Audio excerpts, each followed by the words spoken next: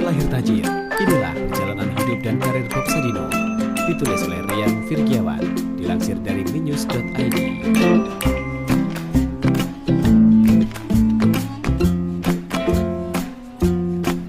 Siapa yang tidak kenal Bob Sadino? Usaha sukses yang dikenal dengan pribadi ulet dan tekun dalam berbisnis. Ia pernah kuliah di Fakultas Hukum Universitas Indonesia. Meskipun ia tidak menyelesaikannya, hanya karena alasan bosan dengan pola perkuliahan. Pria dengan nama asli Bambang Mustari Sadino ini tidak terlahir melalui keluarga yang serba kekurangan. Masa kecilnya, Sadino hidup berkecukupan serta memiliki pergaulan yang baik karena ayahnya seorang ambtenar atau pegawai negeri pada zaman Hindia Belanda. Dalam perjalanan belajar, Sadino termasuk yang beruntung karena jabatan keluarganya membuat dirinya dengan mudah mendapatkan pembelajaran dari sekolah formal. Setelah memutuskan keluar dari Universitas Indonesia, ia diterima bekerja di PT Unilever selama beberapa tahun. Setelah itu, ia mencari tantangan baru dengan bekerja di Jakarta Lion, salah satu perusahaan pelayaran di Indonesia. Dari sini, ia sering berlayar ke luar negeri, khususnya Jerman dan Belanda. Tak heran, Bob Sadino fasih menguasai bahasa Inggris, Jerman, dan Belanda. Pergaulannya di luar negeri semakin luas. Gajinya pun lebih dari cukup untuk kebutuhannya selama di Eropa. 9 tahun hidup enak dan tinggal di Eropa tidak menjadi sesuatu yang membahagiakan Bob Sadino. Ia sangat menghargai arti kebebasan tanpa ikatan dan terikat dengan birokrasi. Dengan ini, Sadino memutuskan untuk berhenti bekerja sekaligus meninggalkan semua fasilitas yang ia miliki. Pada 1967, ia bersama keluarganya memutuskan untuk kembali ke Indonesia untuk mencari tantangan baru dalam berkehidupan. Dari luar negeri, ia membawa 2 buah mobil Mercedes miliknya ke Indonesia.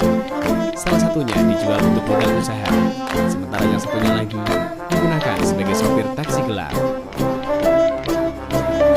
Sebagai seorang yang memiliki banyak pengalaman, Bob Sadino sangat bisa melihat peluang usaha.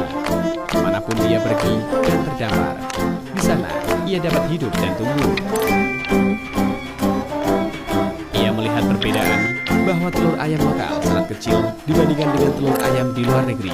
Ia melihat di pasaran masih belum kenal dengan telur ayam luar negeri.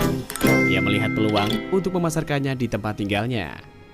Ia belajar secara mandiri untuk mengembangbiakannya berbekal petunjuk dari majalah peternakan dan perkebunan yang berbahasa Belanda.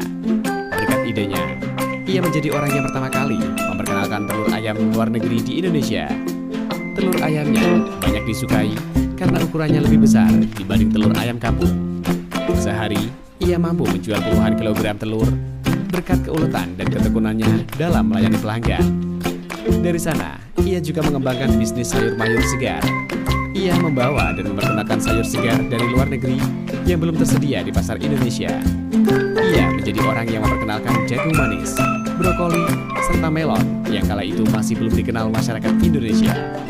Usahanya tumbuh sangat pesat sampai dirinya mendirikan PT Kemfarm yang produk sayur mayurnya bisa masuk pasar ekspor ke Jepang.